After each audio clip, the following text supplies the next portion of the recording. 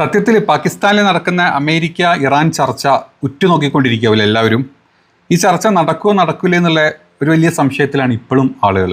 കാരണം നമുക്കറിയാം, US-ൻ്റെ vice president അല്ല JD വാൻസ് ഓൾറെഡി അങ്ങോട്ട് പുറപ്പെട്ടിട്ടുണ്ട്. പുറപ്പെടുന്നതിന് മുമ്പ് പുള്ളി പറഞ്ഞിട്ടുള്ള കുറച്ച് സ്റ്റേറ്റ്മെൻറ്റും കാര്യങ്ങളൊക്കെ നമ്മൾ കണ്ടു. ഇറാൻ നല്ല കുട്ടിയായിട്ട്, അങ്ങനെയാണ് അതിൻ്റെ ഒരു അർത്ഥം. ഇറാൻ നല്ല കുട്ടിയായിട്ട് ഞങ്ങൾ പറഞ്ഞാൽക്കനുസരിച്ച് ഞങ്ങൾ പറഞ്ഞ ഉടമ്പടിയിലൊക്കെ സൈൻ ചെയ്യുകയാണെങ്കിൽ നല്ല രീതിക്ക് പോകും. അതല്ല, ഇറാൻ അങ്ങനെയല്ല എന്നുണ്ടെങ്കിൽ പിന്നെ ഞങ്ങൾ ഇറാനെ തീർക്കും. ഇതായിരുന്നു അതിൻ്റെ ഒരു വ്യക്തത. ഇനി തിരിച്ച് ഇറാൻ്റെ സ്പീക്കർ പറഞ്ഞൊരു കാര്യമുണ്ട്. ഇറാൻ്റെ സ്പീക്കർ പറഞ്ഞത് ഈ ചർച്ച നടക്കണോ എന്നുള്ളത് തന്നെ ഞങ്ങളിപ്പോൾ തീരുമാനിക്കുക. അതായത് നടക്കണമെങ്കിൽ ആദ്യം തന്നെ 2 കണ്ടീഷൻ. ഒന്ന്, ലെബനോനുമായിട്ടുള്ള അല്ലെങ്കിൽ ലെബനോനിൽ ഇപ്പം നടത്തുന്ന ഇസ്രായേൽ നടത്തുന്ന കംപ്ലീറ്റ് അവിടെയൊക്കെ നടത്തുന്ന എല്ലാ കാര്യങ്ങളും സൈനിക നടപടികൾ ഇപ്പം തന്നെ സ്റ്റോപ്പ് ചെയ്യാം. അങ്ങനെ സ്റ്റോപ്പ് ചെയ്താൽ മാത്രമേ ഞങ്ങൾ ചിന്തിക്കുന്നതിനുള്ളൂ ഈ ഒരു ചർച്ചയ്ക്ക് ഞങ്ങൾ അപ്പിയർ ചെയ്യണമെന്നുള്ളത്. രണ്ടാമത്തെ കാര്യം, അതായത് മരവിപ്പിച്ചിട്ടുള്ള ആസ്തികൾ വിട്ടു നൽകുക. അതായത് ഇറാൻ്റെ മരവിപ്പിച്ച് വെച്ചിട്ടുള്ള കുറേ സാമ്പത്തിക ആസ്തികളുണ്ട് പല സ്ഥലങ്ങളിലുമായിട്ട്. ഈ ആസ്തികൾ അതിൻ്റെ മേലുള്ള സാങ്ഷൻസ് ഒഴിവാക്കിയിട്ട് അത് വിട്ടുതരിക. ഈ 2 കാര്യങ്ങളിൽ അമേരിക്ക റെഡി ആവുകയാണെങ്കിൽ മാത്രമേ ഞങ്ങൾ ഈ ചർച്ചയ്ക്ക് അവിടെ വരുന്നുള്ളൂ. അതായത് ഞങ്ങൾ വന്നാൽ പോലും ഞങ്ങൾ ഈ പറഞ്ഞ സെറീന ഹോട്ടലിലോട്ട് ഞങ്ങൾ വരണമെങ്കിൽ ഈ പറഞ്ഞ 2 കാര്യങ്ങൾ ചെയ്യണം എന്നാണ് പറഞ്ഞത്. ഇത് കേട്ടിരിക്കുന്ന അവസ്ഥയിലാണ് ഇപ്പോൾ നമ്മളെല്ലാവരും ഉള്ളത്. ഇതിൻ്റെ ഒരു തീരുമാനം ഇതുവരെ ആയിട്ടില്ല. ഇനി എല്ലാ പ്രാവശ്യവും അമേരിക്കക്കാരെ വെയിറ്റ് ചെയ്തിരിക്കുന്ന മറ്റു രാജ്യങ്ങളെ നമ്മൾ കണ്ടില്ല. ഇവിടെ ഇപ്പം അങ്ങനെയല്ല. ഇവിടെ JD വാൻസ്, അതായത് അമേരിക്കക്കാർ ഇറാനെ വെയിറ്റ് ചെയ്തിരിക്കുക. ഇറാനിൽ ഇപ്പോൾ ആരായിരിക്കും വരുന്നത്? അംബാസഡർ ആണോ വരുന്നത്? അതല്ലെങ്കിൽ ഇറാൻ്റെ സ്പീക്കർ, പാർലമെൻറ്റ് സ്പീക്കർ ആണോ കൂടെ ഉള്ളത്? അവർ വരൂലേ? ഞങ്ങളെ പറ്റിക്കോ? അതായത് അമേരിക്ക വെയിറ്റ് ചെയ്തിരിക്കുക ഒന്ന് സീസ് ഫയറിലോട്ട് എത്തിക്കാൻ വേണ്ടിയിട്ട്. അതായത് അമേരിക്ക ഇപ്പോൾ ട്രംപ് ആണെങ്കിലും ആരാണെങ്കിലും വലിയ വലിയ ഡയലോഗുകൾ അവരെപ്പോഴും പറയാറുണ്ട്. ആ പറച്ചിൽ പറയാമെന്നല്ലാണ്ട് ഈ ഒരു ടോക്കിലോട്ട് ആര് വരും എന്ന് കഴിഞ്ഞാൽ അവരെന്തായിരിക്കും പറയാമെന്നുള്ള യഥാർത്ഥത്തിൽ ചിന്തിച്ചുകൊണ്ടിരിക്കുന്ന അമേരിക്കയിൽ.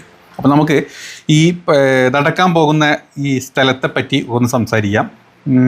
ചർച്ച നടന്നാലേ നമുക്ക് അതിനെപ്പറ്റി കൂടുതൽ പറയാൻ പറ്റുള്ളൂ. അതായത് ചരിത്രപരമായിട്ടുള്ളൊരു ചർച്ച, പാകിസ്ഥാൻ ഹോസ്റ്റ് ചെയ്യുന്നൊരു ചർച്ച, പാകിസ്ഥാന് ലോകത്തിൻ്റെ മുമ്പിൽ ഒരു പേര് കൊണ്ടുവരാൻ വേണ്ടിയിട്ട് അവർ കടന്ന് കെണിഞ്ഞ് ശ്രമിക്കുന്നൊരു ചർച്ച. സത്യത്തിൽ അമേരിക്ക അങ്ങോട്ട് കാശ് കൊടുത്ത് ചെയ്യിപ്പിക്കുന്ന ചർച്ചയായിട്ടാണ് നമുക്കൊക്കെ തോന്നിയിട്ടുള്ളത്. അതാണ് നടന്നുകൊണ്ടിരിക്കുന്നത്. അത് അമേരിക്കയ്ക്ക് വേണ്ടിയിട്ട് വേറെ രാജ്യങ്ങളൊന്നും മുന്നിട്ട് വരാത്തതുകൊണ്ട് പാകിസ്ഥാനികളാകുമ്പോൾ എന്തും ചെയ്യിപ്പിക്കുക, ശിങ്കിടികളെ വിളിച്ചതാ ഞങ്ങളിങ്ങനെയൊക്കെ ചെയ്യുമെന്ന് പറഞ്ഞ അവസ്ഥയിലുള്ള ചർച്ച.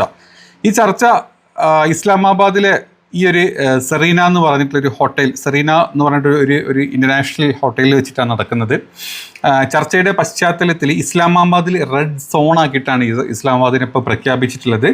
അതുമാത്രമല്ല, പൂർണ്ണമായും അടച്ചു പൂട്ടിയിരിക്കുകയാണ് ഇസ്ലാമാബാദിൻ്റെ ഈ ഒരു സോൺ. ഈ റെഡ് സോൺ മൊത്തത്തിൽ അടച്ചു പൂട്ടിയിരിക്കുന്ന ഒരവസ്ഥ, ഒരു എമർജൻസി തന്നെ അവിടെ പ്രഖ്യാപിച്ചിട്ടുള്ളൊരവസ്ഥ. ഏപ്രിൽ 9, 10 തീയതികളായിട്ടുള്ള പൊതു അവധി പ്രഖ്യാപിച്ചിരിക്കുകയാണ് ഈ സ്ഥലത്ത് മൊത്തമായിട്ട്. വിദ്യാലയങ്ങൾക്കും വിപണികൾക്കും ഓഫീസുകൾക്കും കടകൾക്കും വരെ പൊതു അവധി പ്രഖ്യാപിച്ചിട്ടുണ്ട്. ചർച്ച നടക്കുന്ന സെറീന ഹോട്ടൽ സർക്കാർ ഏറ്റെടുത്തിരിക്കുകയാണ്. കംപ്ലീറ്റ്ലി സർക്കാർ ഏറ്റെടുത്തിട്ട് അവിടുത്തെ കംപ്ലീറ്റ്, അതായത് ഏപ്രിൽ 8-ാം തീയതി വൈകുന്നേരം 5, അതായത് ഇന്നലെ വൈകുന്നേരം 5 മണിക്ക് മുമ്പായിട്ട് തന്നെ അവിടുത്തെ സകല ഗസ്റ്റുകളും ബാക്കിയുള്ള എല്ലാ ആൾക്കാരെയും അവിടെ നിന്ന് ഒഴിവാക്കി ഇവരായിട്ട് വെച്ചിട്ടുള്ള കുറച്ച് സ്റ്റാഫുകളും സുരക്ഷാ ഉദ്യോഗസ്ഥരും മാത്രമുള്ള ഒരു ഹോട്ടലാക്കി മാറ്റി വെച്ചിട്ടുണ്ട്. ഞായറാഴ്ച ഇപ്പോൾ നാളെ വൈകിട്ട് വരെയാണ് ഈ ഒരു ചർച്ചയുടെ, അല്ലെങ്കിൽ നാളെ കഴിഞ്ഞ് മറ്റന്നാൾ വൈകിട്ട് വരെയാണ് ഈ ഒരു കാര്യങ്ങൾ നിയന്ത്രണത്തിലായിരിക്കും ഈ സ്ഥലം കംപ്ലീറ്റ്ലി എന്നാണ് പറയുന്നത്. അപ്പോൾ അമേരിക്കയുടെ JD വാൻസ് ഓൾറെഡി പുറപ്പെട്ടിട്ടുണ്ട്. JD വാൻസ് പുറപ്പെടുന്ന സമയത്ത് കുറച്ച് കാര്യങ്ങൾ പറഞ്ഞിട്ടുണ്ട്. നമുക്കതൊന്ന് ആദ്യം നോക്കാം. അതായത് അമേരിക്കയുടെ നിലപാടുകൾ നമുക്ക് നോക്കാം. അമേരിക്കയുടെ പാകിസ്ഥാനിലെ തിരിക്കുന്നതിന് മുമ്പായിട്ട് അമേരിക്കയുടെ വൈസ് പ്രസിഡന്റ് JD വാൻസ് ചർച്ചയെക്കുറിച്ചുള്ള ജാഗ്രതയോടുകൂടിയുള്ള ശുഭാപ്തി വിശ്വാസം പ്രകടിപ്പിച്ചിട്ടാണ് പോയിട്ടുള്ളത്. ഇറാൻ നല്ല വിശ്വാസത്തോടെ ചർച്ചയ്ക്ക് തയ്യാറെടുക്കുകയാണെങ്കിൽ അമേരിക്ക സഹകരിക്കും, എന്നാൽ വഞ്ചിക്കാൻ ശ്രമിച്ചു കഴിഞ്ഞാൽ ശക്തമായ നിലപാട് സ്വീകരിക്കും എന്നാണ് JD വാൻസിൻ്റെ ഈ ഒരു വാക്കിൽ പറഞ്ഞിട്ടുള്ളത്. Look, we're looking forward to the negotiation. I think it's going to be positive. We'll, of course, see. As the President of the United States said, if the Iranians are willing to negotiate in good faith, we're certainly willing to extend the open hand.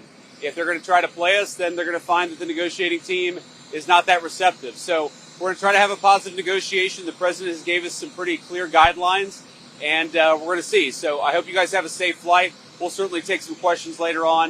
But for now, let's get on the plane and hit the road. Thank you all. അപ്പോൾ ഈ ഒരു കാര്യത്തിൽ ഇതുവരെ ഇങ്ങനത്തെ ചർച്ചകളിൽ ആരാണ് ചതിച്ചിട്ടുള്ളത്, ഇത്തരം ചർച്ചകൾ എവിടെ വെച്ചിട്ടാണ് വഴിമുട്ടിയിട്ടുള്ളത് ലോകത്തെ എല്ലാവർക്കും അറിയാം. അത് ഇറാനും അറിയാം, അമേരിക്കയ്ക്കും അറിയാം. എങ്കിലും അമേരിക്കയുടെ ആ ഒരു 3 കൊമ്പുണ്ടല്ലോ, ആ കൊമ്പ് താഴ്ത്തി കളയാൻ അല്ലെങ്കിൽ മുറിച്ച് കളയണമല്ലോ എന്നുള്ള പേടി, അല്ലെങ്കിൽ ഒന്ന് മുറിഞ്ഞ് ചോര ഒലിക്കുന്നതിൻ്റെ പേടി ഉള്ളത് കൊണ്ട് തന്നെ, അത് ആൾക്കാർ കണ്ടുകൊണ്ടിരിക്കുന്നത് കൊണ്ട് തന്നെ ഞങ്ങൾ തോറ്റാലും തോറ്റ് അപ്പിടുന്ന വരെ ഞങ്ങൾ പറയും ഞങ്ങളാണ് വമ്പന്മാർ എന്ന് പറയാൻ വേണ്ടിയിട്ടുള്ള ഒരു സംസാരമായിട്ട് മാത്രമേ ഇത് പ്രഹസനമായിട്ടാണ് തോന്നുന്നത്. അമേരിക്കയുടെ ഇപ്പം ട്രംപ് വന്നെന്തെങ്കിലും പറഞ്ഞാൽ, JD വാൻസ് വന്ന് പറഞ്ഞാൽ, സ്റ്റീവ് വിറ്റ്കോഫ് വന്നെന്തെങ്കിലും പറഞ്ഞു കഴിഞ്ഞാൽ, അല്ലെങ്കിൽ എഗറ്റ്സ് വന്ന് പറഞ്ഞു കഴിഞ്ഞാൽ വെറും കോമാളികൾ, എന്തൊക്കെയോ ഒരു കുരങ്ങൻ്റെ കയ്യിൽ പൂമാല കിട്ടിക്കഴിഞ്ഞാൽ ഈ പൂമാല പിച്ചി ചീന്തി കളിക്കുക എന്നല്ലാണ്ട് കുരങ്ങൻ ഇതെങ്ങനെ കൊണ്ടു നടക്കണം എന്നറിയാത്ത അവസ്ഥയിലാണ് അമേരിക്ക എന്ന് പറഞ്ഞ രാജ്യം ഇപ്പം ഈ ഒരു ഗ്രൂപ്പിൻ്റെ കയ്യിലോട്ട് കിട്ടിയിട്ടുള്ളത്. അതാണ് നമ്മൾ കണ്ടുകൊണ്ടിരിക്കുന്നത്. അപ്പോൾ ഇതാണ് JD വാൻസ് ഇതും പറഞ്ഞിട്ടാണ് ഫ്ലൈറ്റിൽ കയറി ഓടി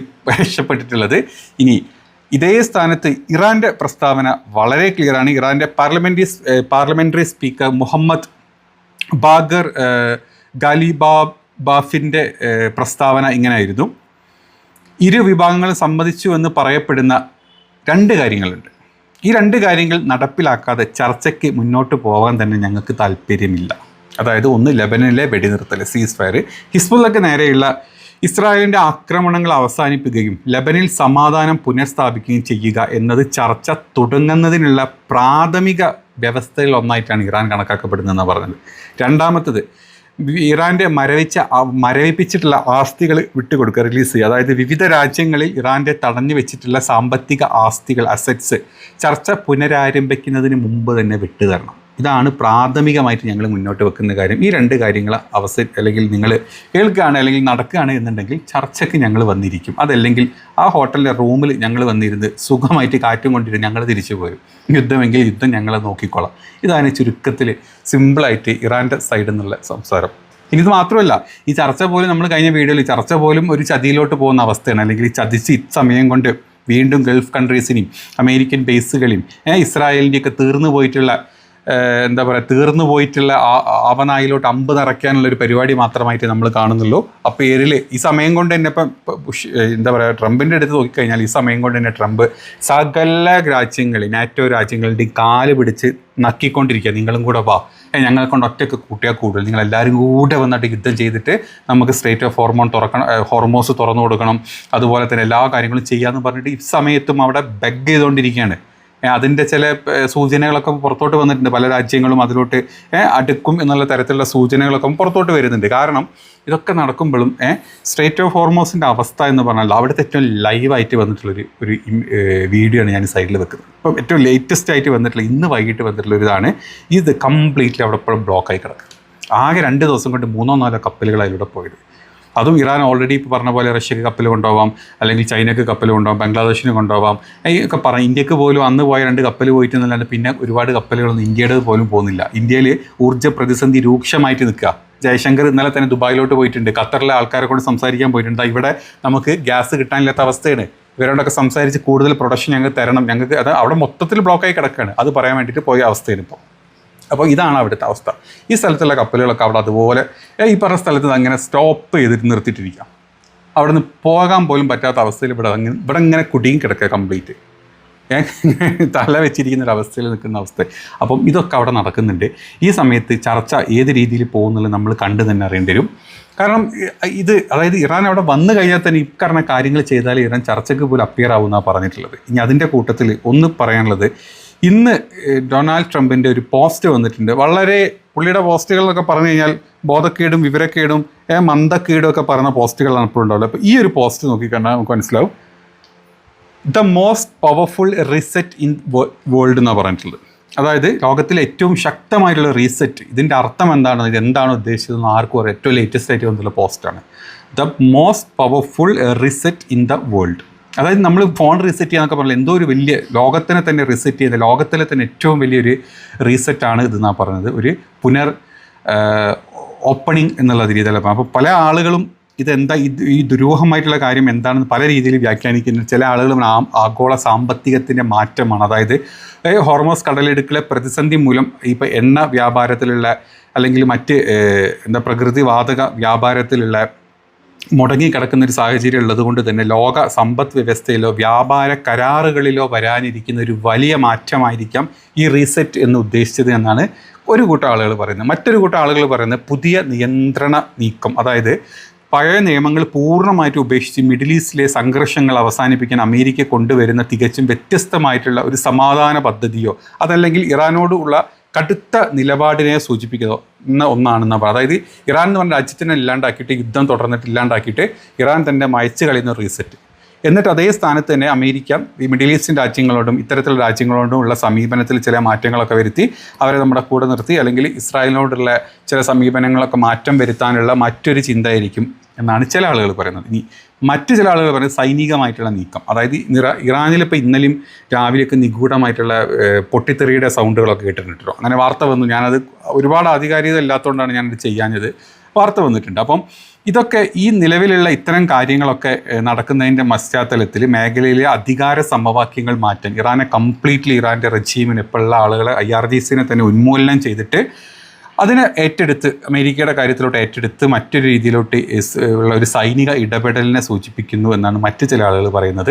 ഇങ്ങനെ കുറേ തരത്തിലുള്ള ആളുകളിൽ ഇതിൻ്റെ വ്യാഖ്യാനം പറയുന്നുണ്ട്. പിന്നെ ഒരു ചെന്നിമൂത്ത കളവനാണ് എന്താണ് പറയുന്നത് അയാൾക്ക് തന്നെ ഇപ്പം നാളെ ഓർമ്മ ഉണ്ടായിക്കൊള്ളുന്നില്ല. അതുകൊണ്ട് അങ്ങനെ ചില ആളുകളും ചിന്തിക്കുന്നുണ്ട്.